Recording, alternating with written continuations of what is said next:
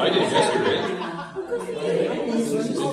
My favorite old time. Well, hello everybody. How are you? Bonjour.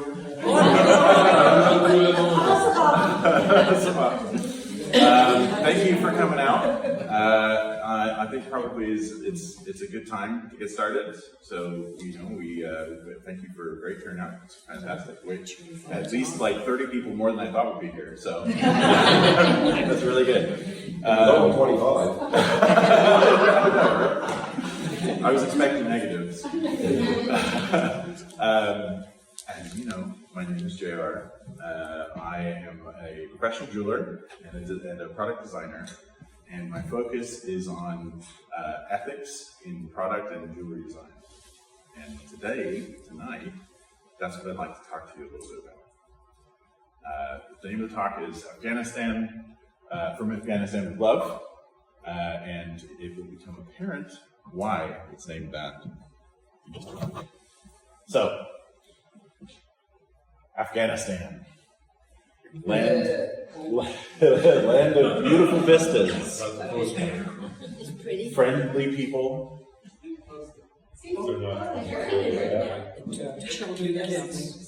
beautiful historic architecture. Hello, come in. Just started. Exactly on time.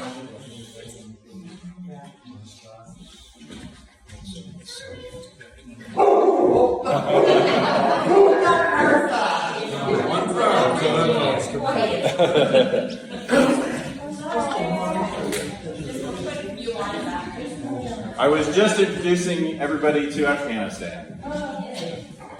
And it is a wonderful place with a small terrorism problem.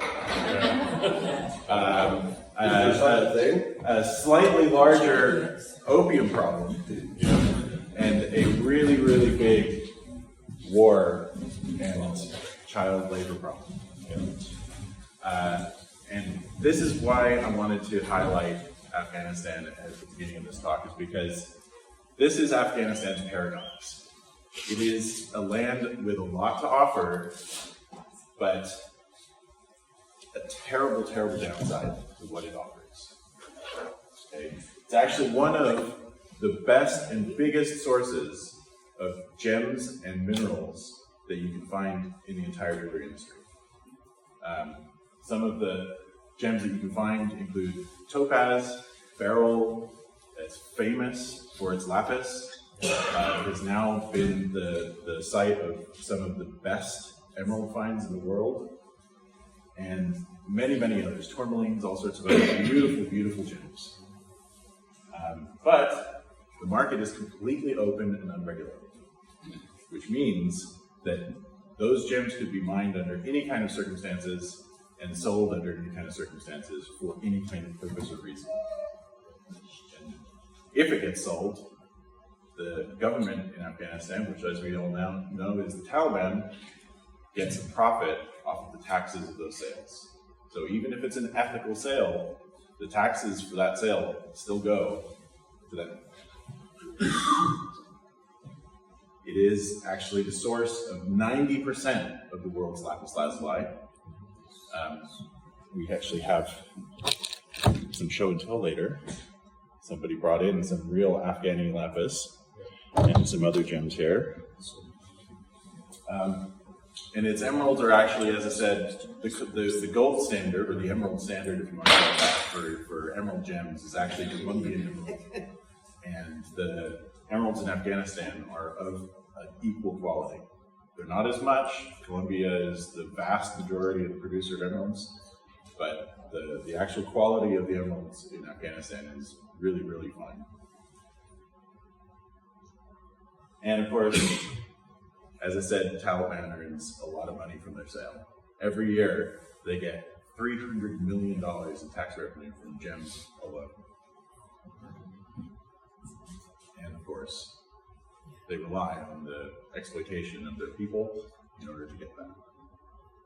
That's not to say everybody is exploited, but where there's exploitation, you need to look into the systematic sort of functioning of that exploitation.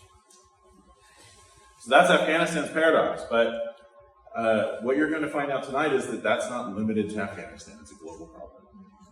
Right? And the issue that we're talking about is actually the core ethical dilemmas in the jewelry trade. And there's 3 of them. Here you can see where all the gems in the world generally originate from. And you can see that there's quite a few there. They're countries that we wouldn't normally do a trade with. If you were to buy your car, you wouldn't get it from Myanmar. If you could, you wouldn't. I hope. But essentially, what we're trying to do is to identify what ethics are actually at fault here. Right? We have conflict, which I've demonstrated pretty well with Afghanistan. We have environmental abuse, and we have labor abuse. Let's look at the conflict. Afghanistan, as we know, is a case study that demonstrates all of this really well. But we've also all heard of blood diamonds. Who's heard of the blood diamond before? Yeah. These are conflict gemstones. They come from places where the labor is forced, maybe slave labor. It funds terrorism and warfare. It doesn't necessarily have to be from a rebel source. It could be the government itself, as is the case in Afghanistan. Afghanistan, before the Taliban became the government, they were the rebels. And so it was bad from a perspective of supporting rebel and terrorism infrastructure, but now it's actually supporting the government itself. It's also an issue with money laundering. A lot of drug money and terrorism is actually laundered through the jewelry trade because it's so hard to trace. So you get a lot of things like the UAE importing billions and billions of dollars of gold because it's untraceable. And 70% of all of the gemstones that we have go through an unregulated market. So it's a very high likelihood that if you bought any jewelry in your lifetime, you probably have had something that's been touched by some sort of a conflict at one point or another. But then, of course, that's not the only issue. We also have environmental issues. The actual mining of the products themselves is very, very damaging. And you can say that it's damaging from a very obvious standpoint, in terms of the actual scarification of the land that happens as a result of taking those resources out. Here we've got some examples of gold and diamond mines. Does anybody recognize any of these 2 pictures here?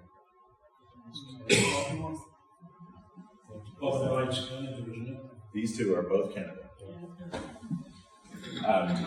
Now that's not on the face of it necessarily an environmental issue where we would have to have cause for concern, but it's quite stark, the imagery. And it creates, as it said there, 220 million tons of toxic waste every year. You don't get a sense of how big those holes are from those pictures. No, they are. You could land 4 Chinooks at the same time in the middle of it. A Tancook can fit in there easy. Easy. 2 or 3 times. Yeah.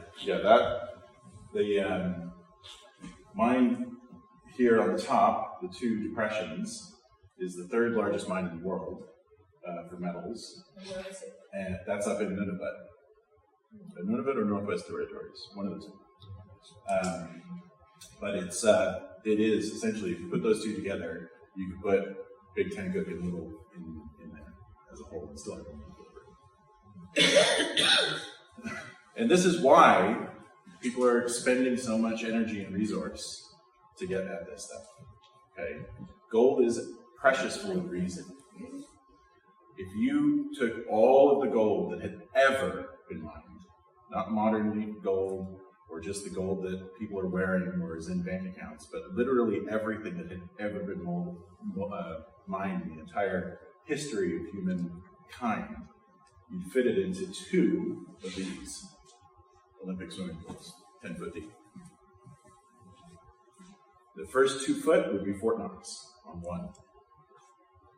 It is an absolutely precious, valuable resource. And for the people who mine it, it's worth everything that they do to get it. Unfortunately, that does mean that it is limited. You can't see it on here, But right here is the lifetime expectancy of gold before it runs out in 2030.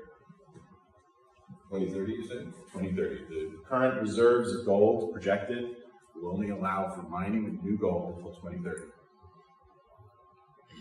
Not to say that there won't be new reserves found, but current, that's what the situation is. And it's a very, very toxic and damaging thing to mine. Because it's so hard to find, you have to take a lot of earth out to get it. To get one gold ring like that, you have to extract 20 tons of mining waste, including tailings. Tailings are a slurry of water that's used to process everything and then dumped into a large pond where it's kind of more or less forgotten about. And the hope is that it essentially evaporates and leaves behind all the toxic sludge at the bottom. But that toxic sludge is full of all kinds of things, like mercury and arsenic and cyanide and sulfuric acid, right? And from time to time, those things escape into the environment. But here's something that's very interesting. Talking about mercury, there's two different kinds of mining that we're going to be talking about here. One is industrial, which is what we saw there with large open pit mines. The other is what we call artisanal, and that's where you have people who are scraping and digging with their hands sometimes for individual plots of gold. They're panning for it on the riversides, and they use a process called mercury chelation, which allows them to actually extract the gold ore by use of mercury and burning off the mercury in open fire. 40% of the world's mercury pollution comes from that process. And this is what it looks like from the sky. You have enormous downstream pollution damage. And you also have deforestation as a result of trying to get to those areas. Not just by commercial entities, but by illegal logging as well. In fact, it's especially from illegal logging. And note, illegal means in the country it's in, they're not allowed to do it. Okay? So this is not necessarily an issue for governments to tackle, because they're already trying to tackle it by making it illegal. In El Salvador, it was such a problem that they banned all mining entirely for metal. One of the poorest countries in the world. One of the poorest countries in the world, they decided not to pull the gold out. 45% unemployment. Yeah. And this is what the tailing ponds, this isn't tailing ponds themselves, but this is what happens when they spill into the ecosystem. And I asked you before if you guys recognized any pictures. Do you recognize any of these? Those two are both in BC. The one at the top is actually in the Amazon basin. And this is the Pulling Line. This is also a North American disaster. But what's interesting here is actually that fact that gold requires 3,500 liters of water per ounce to extract. And the problem is, gold's often found in areas where there's not a lot of water. Yeah? We can find gold panning for it on the rivers, but very little of it is actually found on there.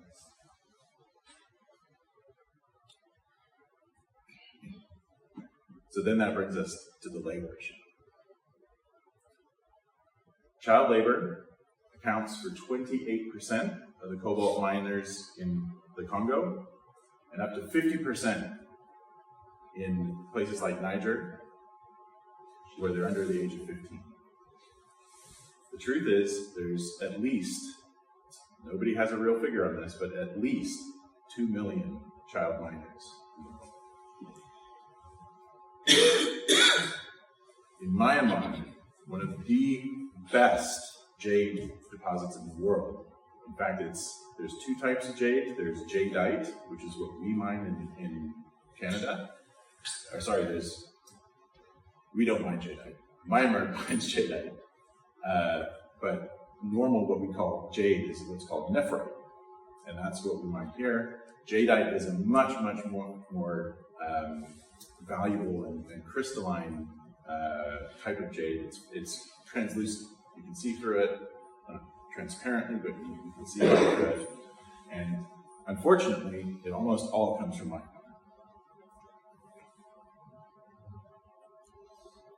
And of course, we have issues with the health of the miners.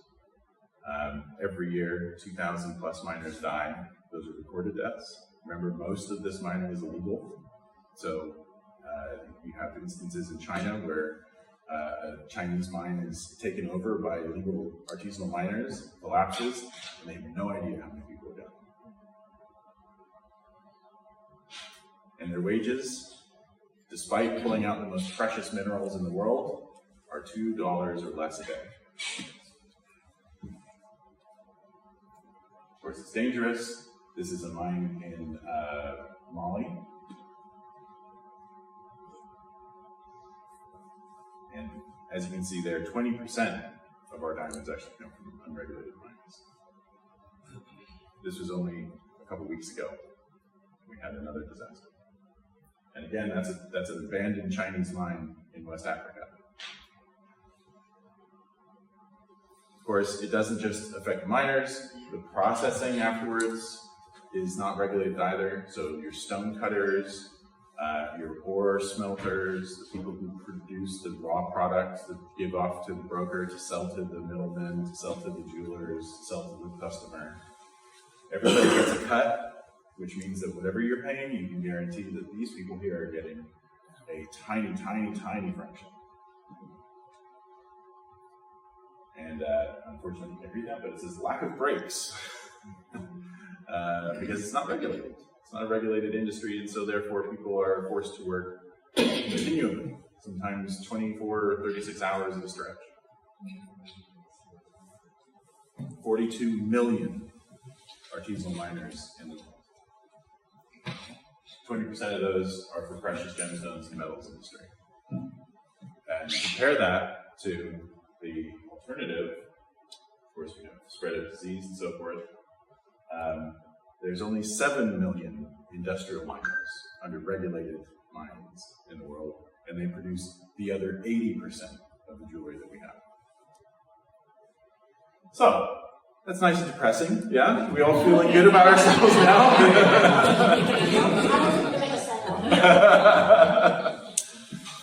This is the hard part of the presentation, because what I'm trying to do is to highlight the issues, because these are things that are completely invisible to most consumers, right?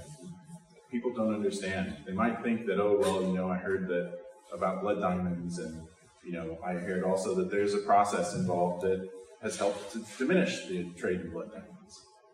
But the truth is that there really isn't a certification. There isn't a standard.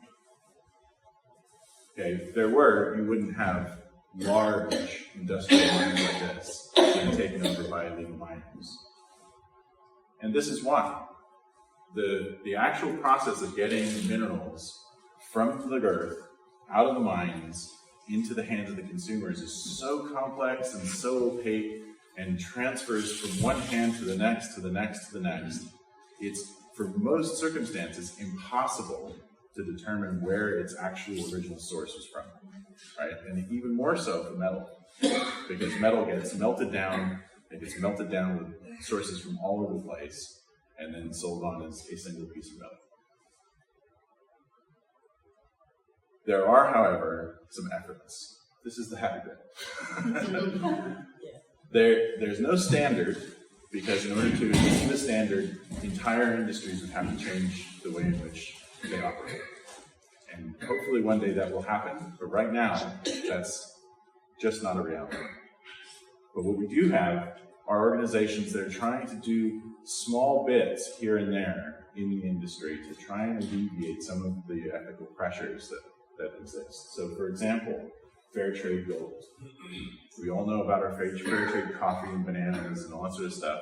The same organization allows labor in artisanal mines to actually operate in an ethical and sustainable way, supported by the revenues that they get from the fair trade. And then you have 1% for the planet.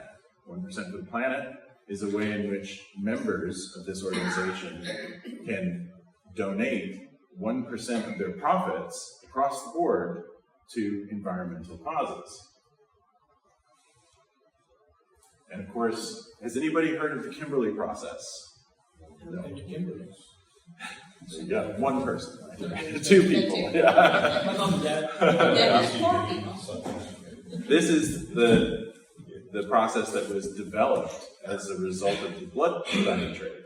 It was a way to try and take the money out of rebel fighting and terrorist fighters' sources. And that's a great thing. It's been highly successful.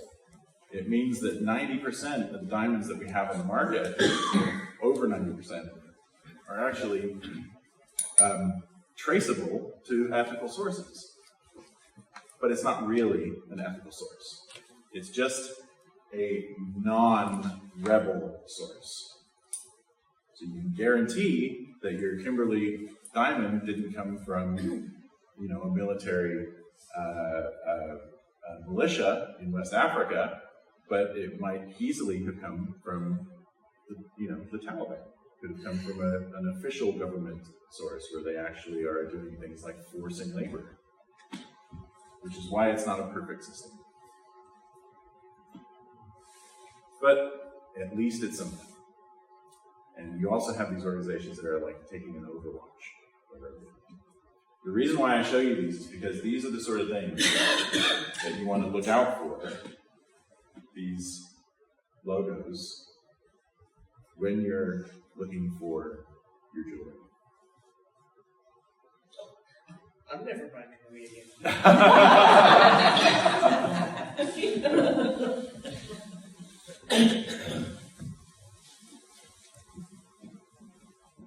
So, this is the issue. We have an ethical concern on one side, we have some efforts to change that on the other side, and no standards in between. So, how as consumers can we actually make any kind of change? Or, never mind change, how do we just live with ourselves with the things that we buy, right? Alternatives is the best answer. For gemstones, lab-grown diamonds are vastly superior to mined diamonds. They are exactly the same. There is no test in the world that can determine the difference between a lab-grown and a natural diamond today from the best lab-grown processes. They are diamonds. The only thing you got to look out for is how they powered the equipment to make the lab-grown diamond, because sometimes that might be coal. And I guess in a kind of ironic sense, that does mean that diamonds still come from coal, but not the way we want it. We have some fantastic resources in Canada for jade. We have some of the best jade in the world. It's up in BC. It's called polar jade. I highly recommend, if anybody's interested in something ethical, they consider Canadian jade.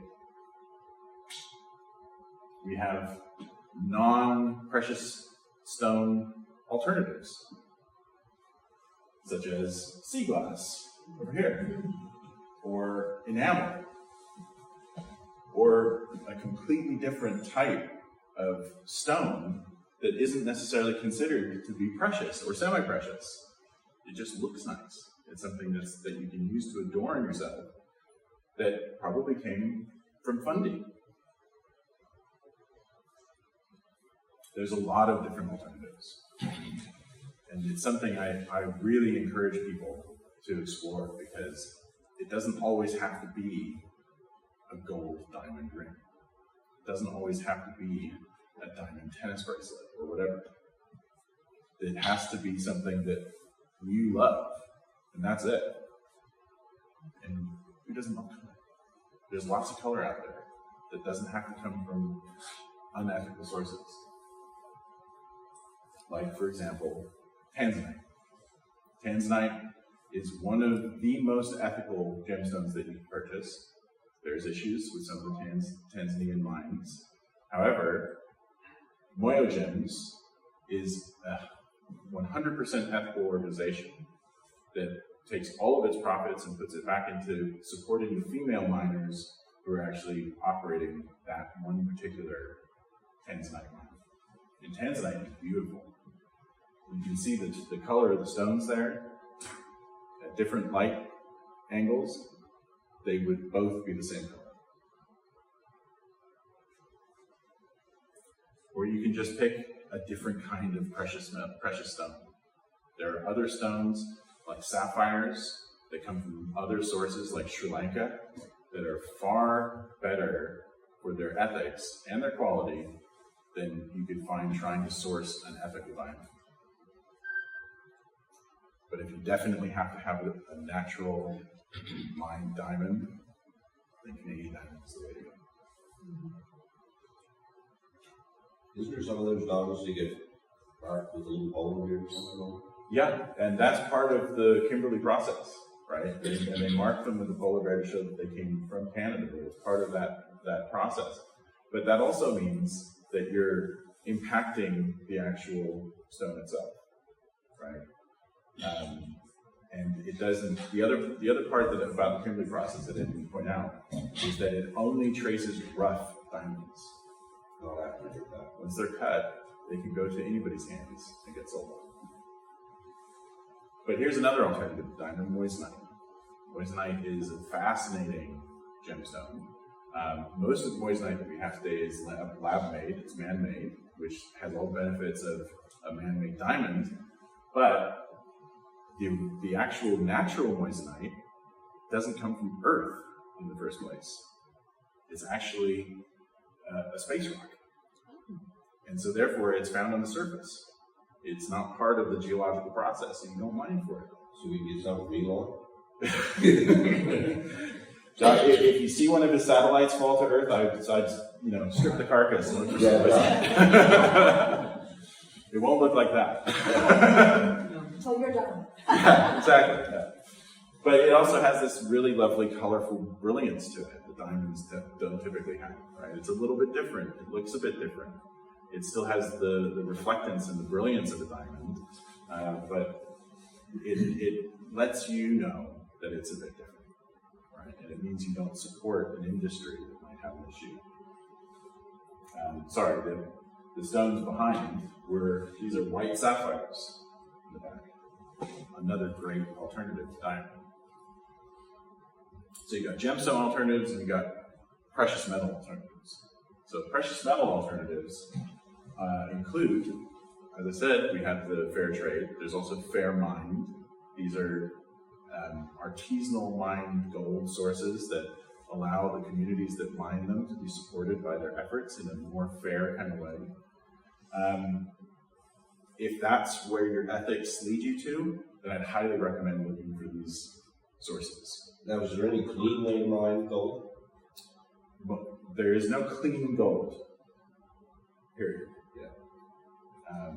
But as you'll come to find with all of this stuff, this is about directional ethics. It's not about perfect ethical behavior. This is about trying to find a way that's least impact, not no impact. We can't walk the earth without making an impact, right? But we can do our best to try and encourage a better way of walking the earth. And this is where we come into things like recycled gold, which is a much cleaner form of gold, because although you had the issue with it originally being mined, by recycling it, you don't need to encourage more mining to get that gold, right? 70% of the gold that's ever been mined is in a bank account or on somebody's finger. Okay? So it's accessible. It's out there, it's available. Only about 5% of the gold in circulation right now is in use in electronics. It's also, recycling uses 99% less energy than mining original gold. But not everything can be recycled. Not every metal can be recycled. Platinum, for example, is very, very difficult to recycle for reasons. Predominantly because it's resistant to all kinds of different chemicals, and it's very, very high heat melt point. It is technically possible to do so, but it's so energy and cost intensive, you won't really find any recycled platinum. But there's plenty of recycled palladium, which you don't hear a lot about, which looks exactly and behaves exactly like platinum. And then the alternative that I prefer as a jeweler personally is recycled silver. So silver is actually, only about a quarter of it is actually mined, like as in from a silver mine. The rest is a byproduct of other mining sources, like gold mining and copper mining and lead. About 2/3 of it comes that way. But when you recycle it, you're doing the same thing that you would do for recycled gold. But what's interesting about this is because there's so much silver, vastly much more silver than there is gold, it's an abundant resource that is already being recycled. A lot.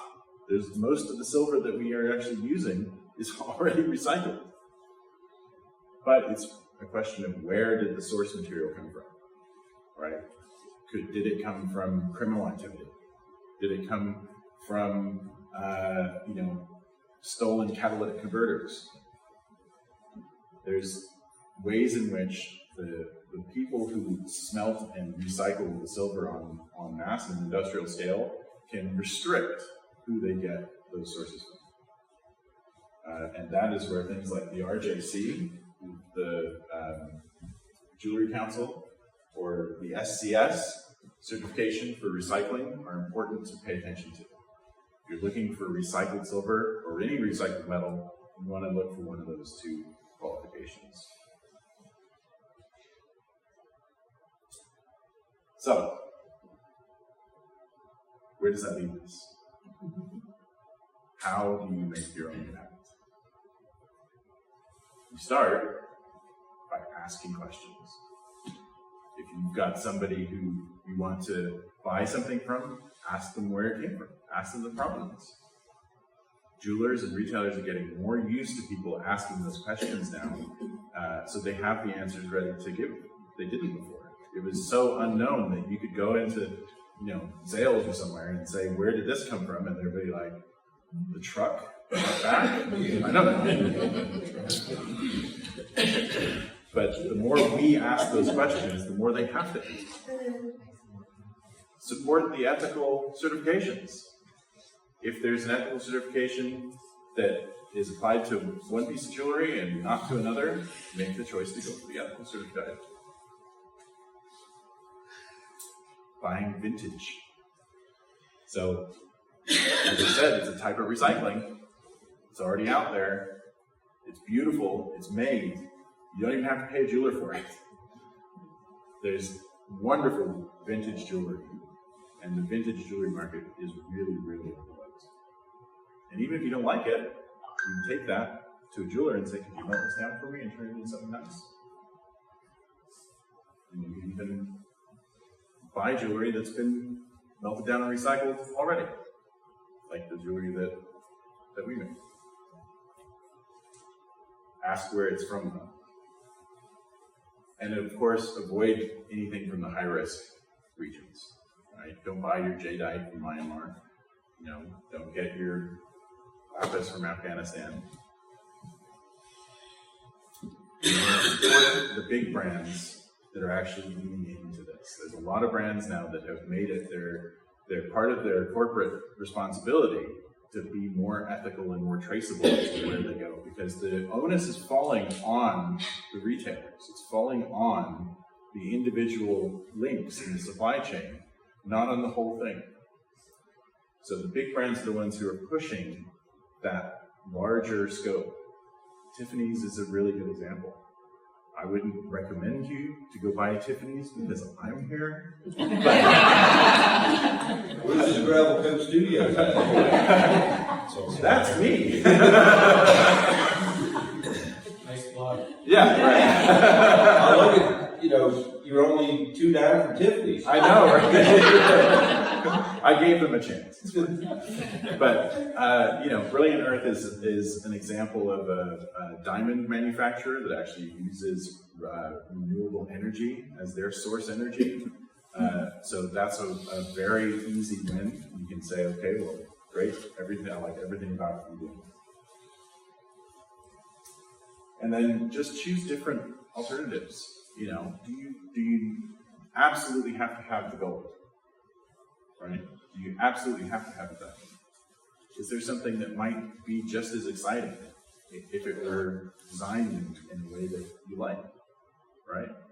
Anybody who's interested in doing an ethically made product is going to be very interested in working with you to make something to your taste.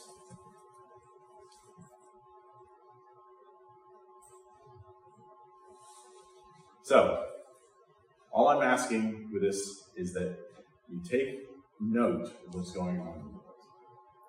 That you understand that, of course, not everything that we buy is going to be ethical. Not everything is going to match with our own personal ethics. Everybody's ethics individually is different to everybody else's. But from those three core ethical issues, which ones matter to you? Because jewelry is part of protecting people's lives and legacies, right? And it lasts longer than we do. It outlasts us. It's one of the most recyclable products to ever be created. Who throws away jewelry? Right? I thought you would raise your hand.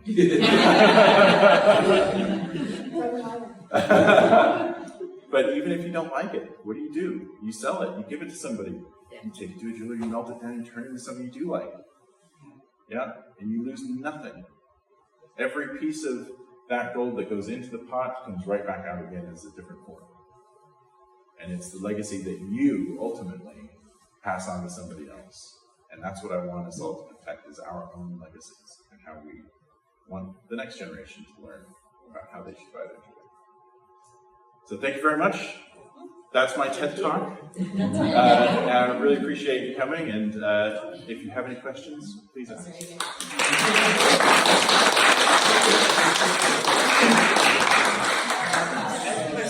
Yes. How do you feel about organizations like Harrington's coming into rural communities and purchasing gold, silver? I think it's really good because what they're doing is organizing, right? They're creating something that allows a new marketplace to originate. What is upsetting, and I don't know Harrington's very well, but things like the pawn shops and that sort of thing, they are encouraging sort of a subsidiary market in stolen goods. And that is, they're encouraging a subsidiary market in stolen goods. Okay. Right? Because there's very few gold purchasers who will take much effort to verify the origin of the stuff that's going across the desk. Yeah. And if somebody comes in with a bag of gold, unless it has like a dollar sign on it and they're wearing a mask, they're not going to question it that much, right? Unless it's really large quantities. Unless, if you start coming in week after week after week, then there's an issue. And they are bound to report those things because obviously it's a crime. Just like, if you hear about the gun trade in the U.S., where you have people who are going to gun shows and buying guns. Those people at the gun show are legally obliged to report anything suspicious. Does it happen? Maybe, sometimes. But in general, though, in terms of actually purchasing up gold that's already out there and turning it into new jewelry, ideal. I absolutely think that's a great way to go. But it's, as with anything, you've got to look into the nuance and find out whether, what are they doing? How rigorous are they being in checking where it's coming from? Are they supporting the people who are selling them the gold? Or are they ripping them off? You know, are they giving a fair price for it? Are they giving them the opportunity to buy it back if it's not a permanent sale? You know, that's the sort of thing I would be concerned about. Thank you. Yes. Sarah, I was once told that because I had some jewelry that I wanted to have remade, Yep. that they couldn't just use old gold, that they had to add fresh gold, or I don't know what the term would be, Yes. to it. Tell me about that. Well, when they say fresh gold, so this is something that's worth understanding, is that the gold that you have on your finger is not pure gold. Right. It is an alloy of gold and other metals, including copper. Depending on what color the gold is, it might have platinum or silver in it. You know, these things are designed to give the gold itself either a distinct luster, a color, or a strength, right? So you hear about things like 18 karat gold, 14 karat gold, 22 karat gold. 22 karat gold is very high. 24 is obviously the highest. But the higher content of gold you have, the softer something is. Okay. In equally, the lower content of gold you have, or the higher content you have of other metals in there, it can become brittle and break. Right. And so when you get gold that's antique, where it's already in the shape of a piece of jewelry, there's no real way to guarantee the carat weight of that gold or what other metals are in it. And so what has to happen is you have to take fine gold, which is refined 24 karat pure gold, and put it in there with it, just to up the gold value, the gold content, to make sure that it's a stable alloy.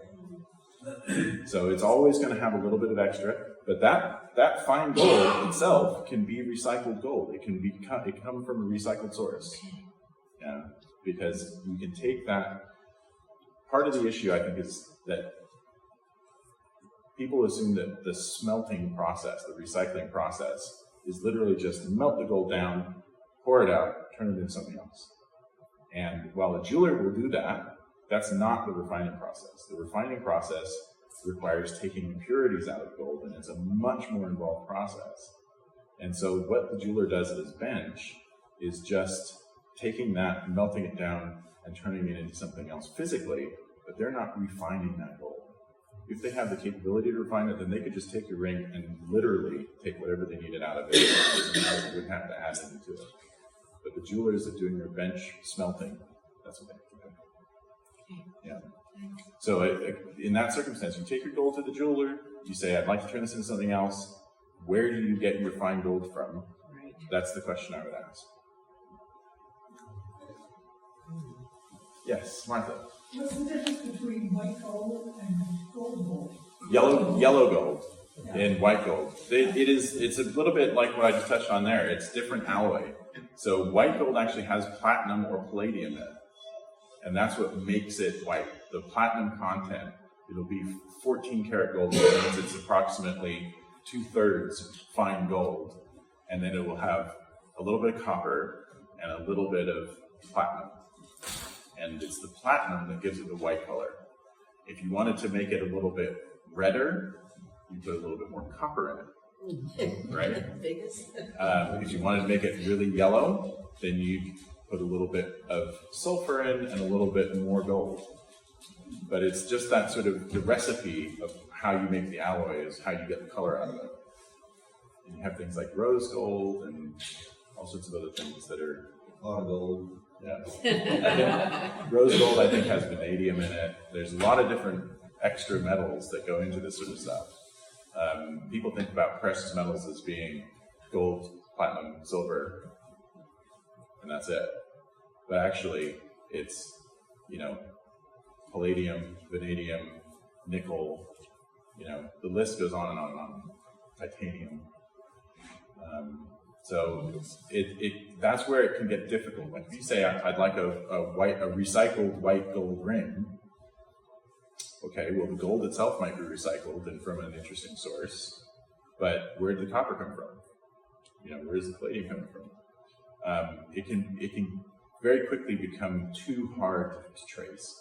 And I'm not suggesting it should be any of your responsibility to do that. It's the jeweler's responsibility. And it really shouldn't be the jeweler's responsibility either, but because there's no global standard, it has to be. They need to trace back and say, this comes from a registered source, this comes from a registered source, this is traceable, this is traceable. And the best you can hope for is that it's at least 90% traceable. You can tell where 90% of the metal in your room came from. And that's good. That's a good outcome. Would this in the long run raise the price of precious metals? Well, I mean, anytime you recycle something, you're giving and taking with each hand.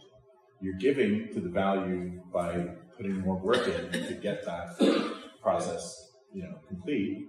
But you're also taking from the value because it's you didn't have to spend to mine it. You didn't have, you just got it at spot price. No, but what I mean is like tracing this all back. Would that all go eventually to the buyer in the end? I hope that really shouldn't be the case. The onus for recycling, we're used to being told to recycle. We've got redemption value on our can is a great example of a program that forces the customer to recycle. But that shouldn't be our responsibility. The recycling should happen to everything by the recycling company that separates everything out and takes care of it. But there's cost issues involved, right? And there's profit margins to maintain. In terms of jewelry, it really shouldn't fall on the consumer to do this. And if it goes that direction, then something's wrong. It really is bad. Because you can't. The only way that you know for sure is to go to the mine yourself and pick out a piece of gold yourself, dig it out of the ground, and take it to your smelter, watch them smelt it. It's just not. Yeah. Yeah. I just wanted to let Brown Cove Studios know that for any gemstone alternatives, Wishing Stones has some fine beach glass.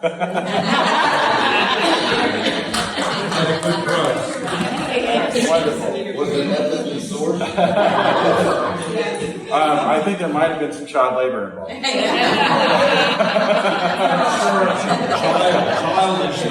Childish labor. Yeah. I'll let Brown Cove Studios know.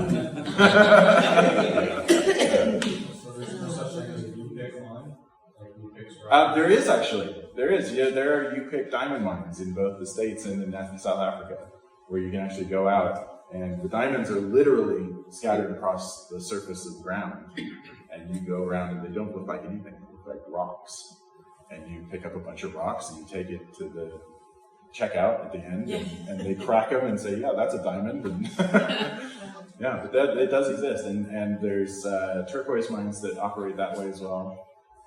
And that's a great way to do it. Honestly, if you wanted to make a piece of jewelry or have a piece of jewelry commissioned that was special to you, finding the stone that went in it would really add value to you personally. And I would very much encourage that.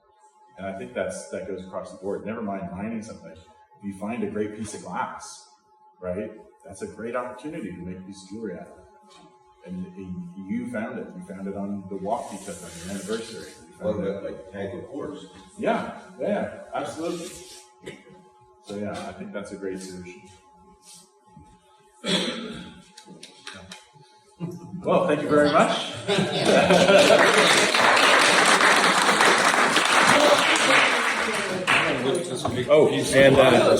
We have a piece of. What is it? This is lapis lazuli from Afghanistan. They brought in plastic. No. Here, I'll pass it around. Here's one from. Oh wow, That's from Kabul. yeah, fantastic. I had that done in the bazaar. It's the only time I went shopping with a gun on my belt and wearing body armor. Yeah, You got 25% off that day, didn't you? Yeah, see the ad in it? you probably would have fit in Exactly. really well. You got it. And